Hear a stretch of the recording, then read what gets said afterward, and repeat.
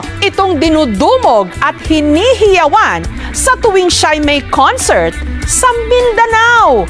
Pero ang kanyang dance moves, kontrobersyal. Sino nga ba si Elias? May bagong sinasayaw ang buong Pilipinas ngayon. Sa unang tingin, mukhang naughty.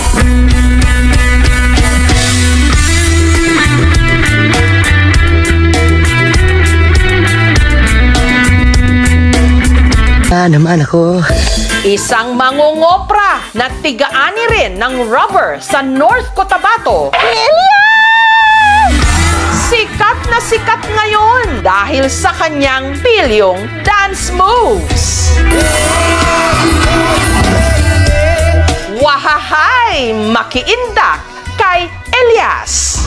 Sinasabihan nila ako na, pwede ba tayo na lang? Tumatawa lang din kasi mabait naman ako natawa at saka masarap din. Kaya ang iba nagtaas agad ng kilay. Parang malaswa yung sayaw. Pero hindi nito napigilan ang pagiging viral ng dance steps na ito.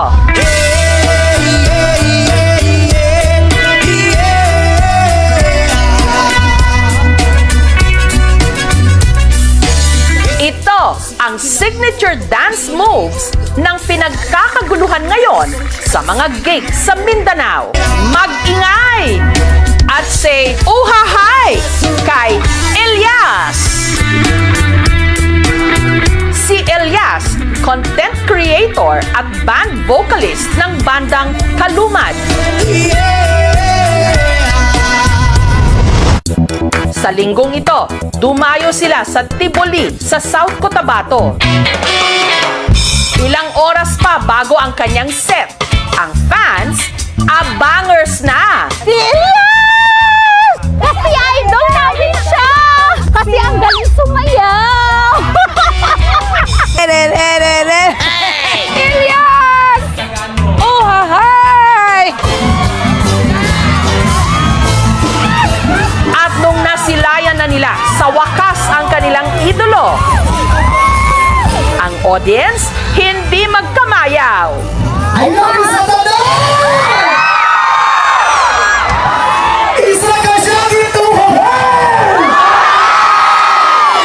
Si Elias patikim ng kanyang dance moves.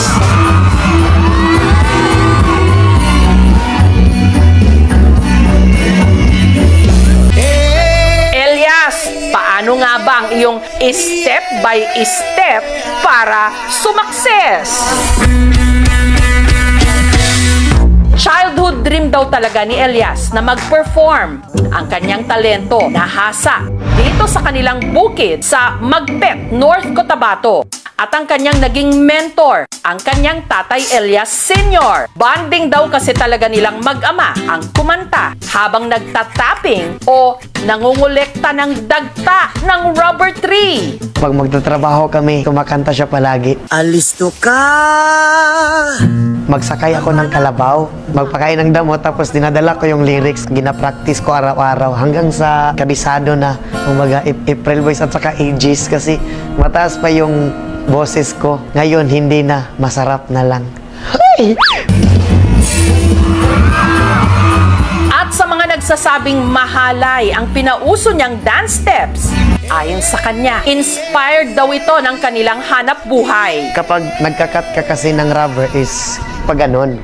Ito ang puno, tapos hawakan mo yung puno, tapos kailangan mo ganito ang knife, hanggang ganyan, hanggang ibaba. Kaya ginawa ko, kumbaga ganyan, tapos ay! Ganon!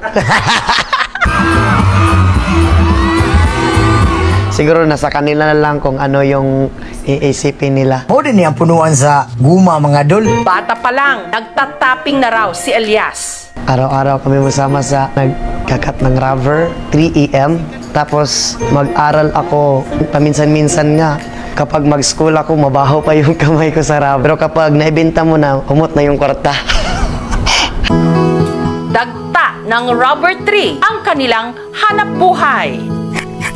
Sa pagtatapping, kumikita ang mag-ama ng 7,000 pesos kada ani. Kayo na makatabang sa mga, kuha na mo pamugas, sa gastos na mo sa among panimalay, maura gid among ginasaligan. Grade 2 lang daw si Elias nung ang kanyang nanay Ninita na masukang domestic helper sa Bahrain. Bilang isang ina, sobrang hirap talaga kasi siyempre na malayo ako sa kanila. At hindi maiwasan na iiyak ka na lang na mag-isa kasi hindi ko sila nakikita, hindi ko sila nasusubayan araw-araw kung anong ginagawa nila. Pero masaya ako na ganyan na siya ngayon. Namimiss ko siya. Gusto ko palaging makikita siya araw-araw. Kaya hindi ko mapigilan na maging emosyonal kapag magbanggit ako ng pangalan ng nanay ko. Basta pamilya ang pag-usapan, yan ang weakness ko.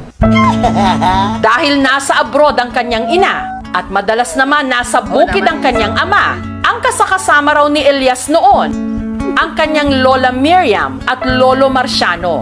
Dili man bugoy na butaan man. Sagdagan na mong ako, hinigugmagid na mo si Didid, magid na ang gimahal na mo. Sa kanila ako natutulog araw-araw. Sila din ang nagbabantay sa akin, sila ang nagbigay ng allowance. Inspirasyon ka!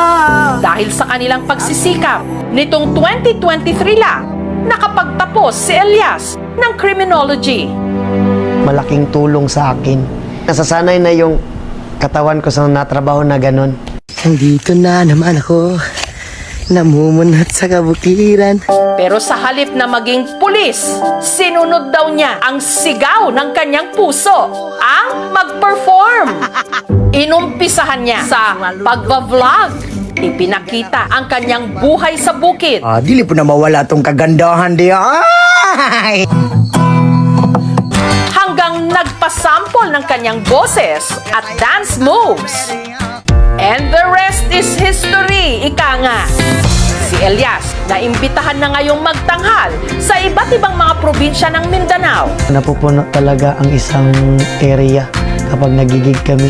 Nararamdaman ko sa aking sarili is proud na proud, masayang masaya. Maraming fans na rin daw ang nagdi-DM o direct message sa kanya. Sinasabihan nila ako na, pwede ba tayo na lang? Pwede bang magkita tayo? Matawa lang din kasi mabait naman ako na tao at saka masarap din.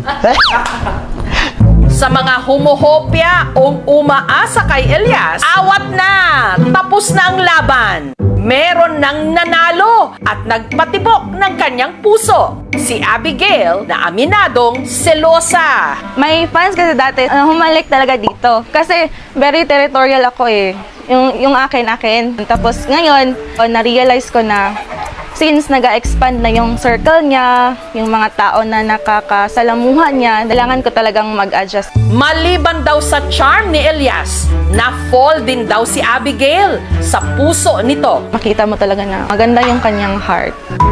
At meron na rin pala silang anghel, si Apollo. Si Elias talaga is super hands-on sa aming anak. Paano ngayon? Kasi malayo ka sa kanila. Ka siyempre, nasanay ka nga perminti mo sabay. Hangtod niya nabot sa point aing ani, pero okay lang man kay makasabot man pod. Hindi biro yung napagdaanan namin. Ngayon, unti-unti na naming naaabot yung mga sinasabi lang namin dati na, hey, Jessica, unta ka nang makatugtog ka sa kanang big stage. Pang, uli na. Mingaw na ako ni mo, Pang. Buntag! Kahapon lang, umuwi si Elias ng Magpet para bisitahin ang kanyang pamilya. Kamusta? Napapiraman ka. Happy mong birthday oh! Nakipaglaro siya agad sa kanyang mag-ina na miss na niya. I like it. Ilaki mong gusto? Agaray! Sinamahan din niya ang kanyang ama na muling mag-tapping sa bukid.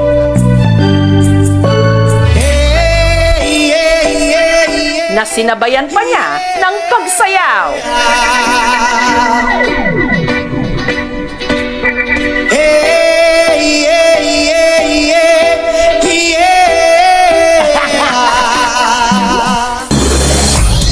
Kinagabihan, diretso naman si Elias sa gig nila sa Cali Fest 2025, Kalinan, Davao City.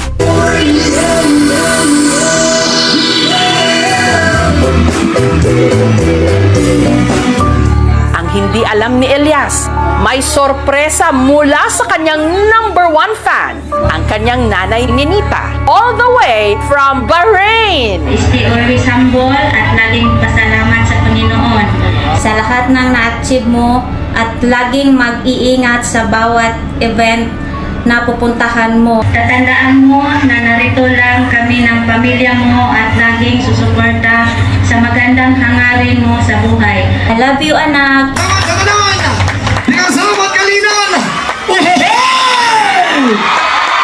Ngayon, hindi ko pala kino-confirm ang sarili ko na sikat ako. Paminsan-minsan din, kinakausap ko rin ang sarili ko. Sikat na ba talaga ako? Kailangan ko pa siguro magsipag para maabot yung pangarap ko.